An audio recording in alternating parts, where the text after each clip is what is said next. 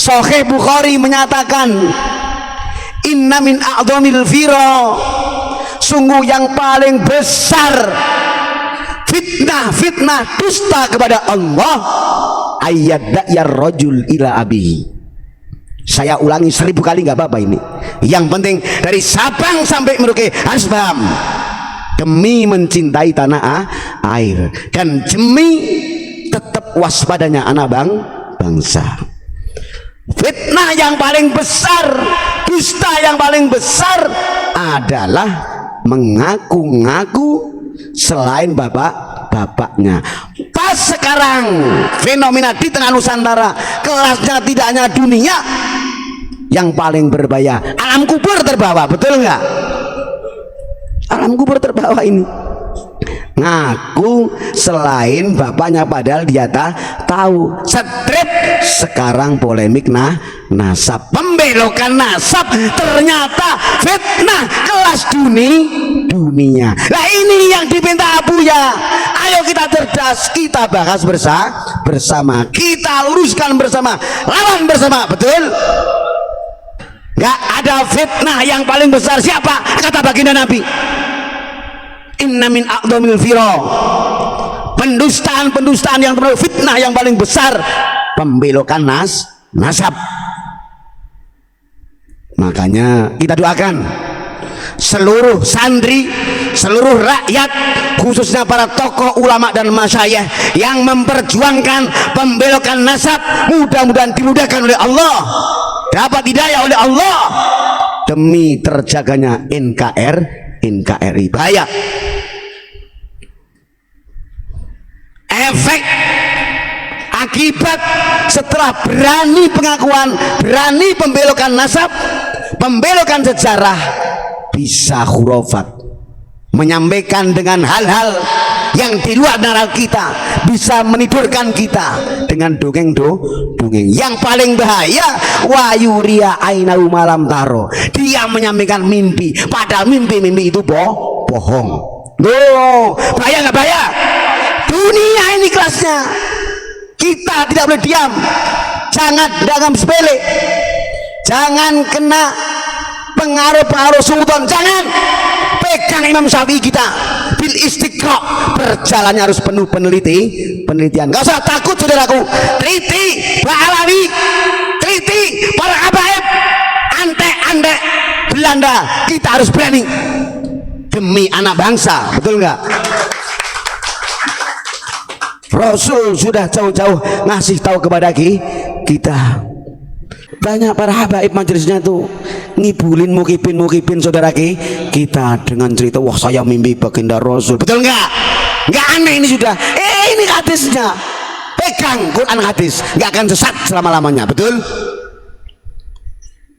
Akhirnya kalau sudah berani mengutarakan mimpi dengan dasar dusta, wa yaqula ala rasul malam yakul, dia berbicara katanya sumber Rasulullah, ternyata Rasulullah sedikit pun nggak pernah berbicara. Ini bahaya.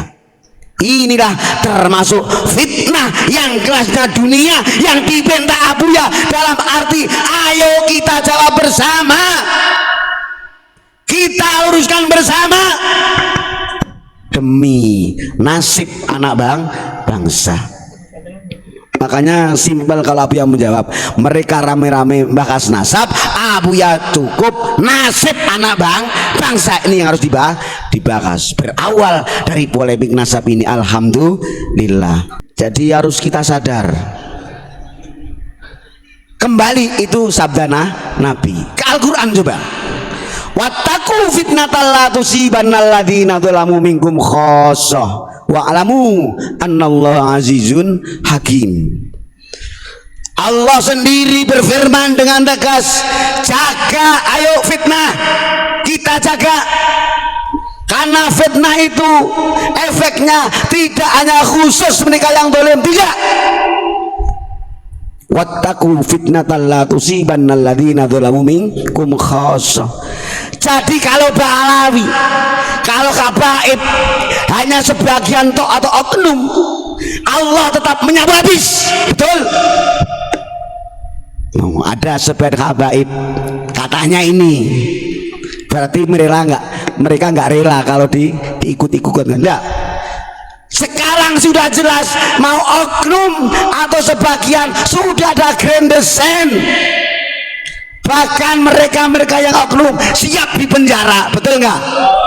Karena sudah keluar masuk penjara demi mempertahankan grand design mereka. Nah, ini yang kita harus hati-hati.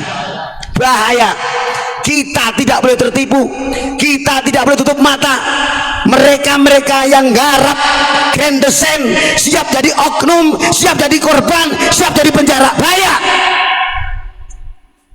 Indonesia sudah tidak bodoh, tetap mereka kokoh grand desainnya sebagai gunung salju. Makanya Pak Mujib nggak takut.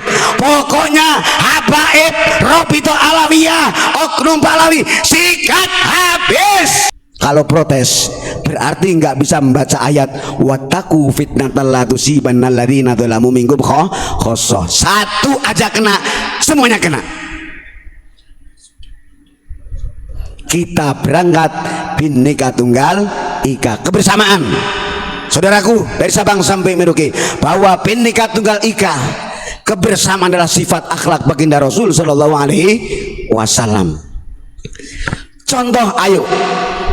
Mohon maaf kalau saya cerita unik, bukan mengedepankan unik, tapi kebenaran unik ini ayo kita bawa bersama.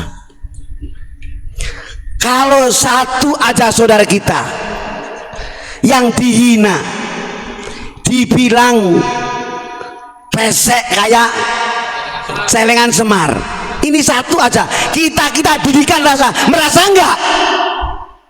Kalau betul-betul Bhinneka Tunggal Ika, satu dijubit, lainnya semuanya terasa. Masalah Muhammad. Ini jiwa Indonesia, ini jiwa merah putih, ini jiwa Bhinneka Tunggal Ika. Satu. Dua, ulama Nusantara dibilang anjing. Kalau didikan Nabi ya syuddu ba'dhu mala ba'dhu, satu sama lain harus tunggal rasa. Dibilang anjing, kita merasa enggak? Merasa dihina enggak? Hilang sudah marwah kita, betul enggak? Coba, saya tadi berpikir, saya nggak pernah berpikir kecuali berpikir setiap hari kulla yaum 24 jam untuk habaib, untuk Pahlawi, biar rungkat di negeri Nusantara. Karena apa? Sudah termasuk gembong pokoknya fitnah yang membahayakan anak bangsa. Habib Bakar, mohon maaf, sering kita dengar ya kan, katanya siap dites DNA, minta syarat harus makam baginda Rasul dibongkar dulu. Ayo masuk akal enggak? Masuk akal enggak? Ini berarti gen Yahudi, gen Wahabi masih bersarang di tubuh Bahar. Betul enggak? Berarti gen Kutkut musuh besar Syekh Abuya Mama Arbin Cibuntu. Perang yang menghalau makam Nabi Rasul kita adalah deretan ulama Nusantara dipimpin Khadijah Syekh Nawawi Al-Bantani. Ini Bahar mau tes DNA, pura-pura harus bongkar makam Nabi Muhammad dulu. Bahaya ini, dia tidak sadar, betul nggak? Ternyata gen Yahudi, gen Kutkut yang mau melibas makam Nabi kita masih wujud di tubuh Bahar. Sikat habis. Kelihatan nih, kelihatan. Makanya kita yuk berpikir. Seluruh thariqah mengajari tidak hanya berzikir tapi harus bersahabat dengan berpikir. Ayo berpikir. Ini sosok-sosok habaib bahaya. Pak Mujib tadi di laut Gus, ini Ba'alawi, Lutfi, habaib, seharusnya ini dikasih perahu biar nelayan, biar tahu rasanya jadi nelayan, betul? Atau dikasih sawah, kasih cangkul biar jadi petani, betul nggak? Biar tahu rasa. Karena dia hanya modal tipu-tipu pengakuan tapi menginjak rakyat, bahaya. Sholawatmu bagus, Quranmu bagus, pengakuan nabimu bagus, tapi Anda mewujudkan distorsi yang ada di tubuh NKRI, bahaya. Menjegal lancarnya ekonomi rakyat, bahaya. Siapapun libas. Jadi dibalik Quran hebat, sholawat irbat, tetap misi penjajahan. Coba Pak bayangin, ada salah satu kiai, saya tidak sebut namanya karena masih belum paham, betul nggak? Abuya ini sebenarnya mau mengingatkan, Abuya ini sayang, tapi kadang dikira menjadi musuh.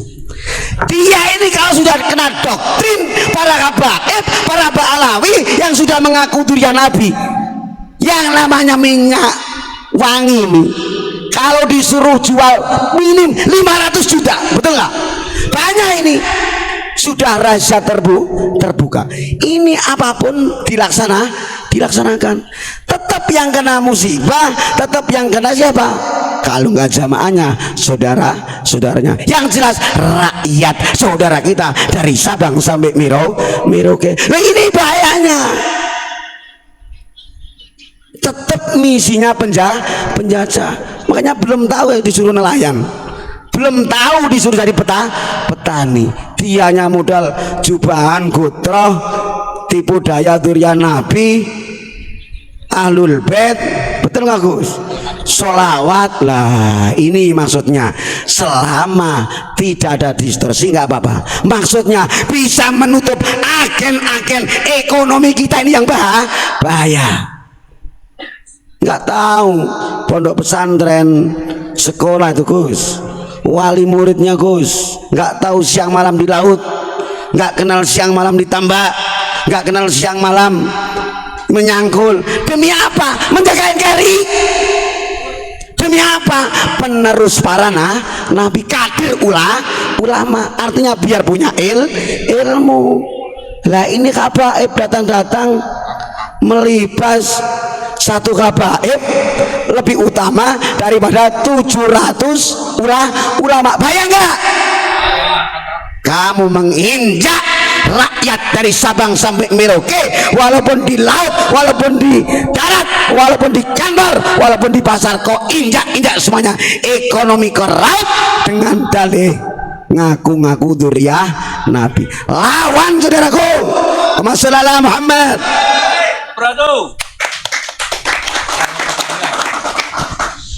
Itu pokoknya terus. Saya nggak pernah berhenti sebelum ba'alawi habaib, kata firman Allah, illalladzina tabu, kecuali mereka bertaubat. Klarifikasi dari Sabang sampai Merauke, mohon maaf kan habaib kan ba'alawi, minta maaf lahir batin dunia akhirat kepada rakyat dari Sabang sampai Merauke. Harus minimal ada majelis habaib, majelis ba'alawi harus tutup karena membahayakan NKRI, membahayakan anak bangsa, berarti membahayakan dunia. Bahaya. Tolok ukur dunia ada di Indonesia. Harus bangga kita, harus lawan jihad ya ini. Lawan kita setiap hari. Doakan saudara-saudari kita yang masih jadi mukhibin, mereka lengah, mereka kena doktrin. Doakan mudah-mudahan dapat hidayah, kembali tetap cinta tanah air.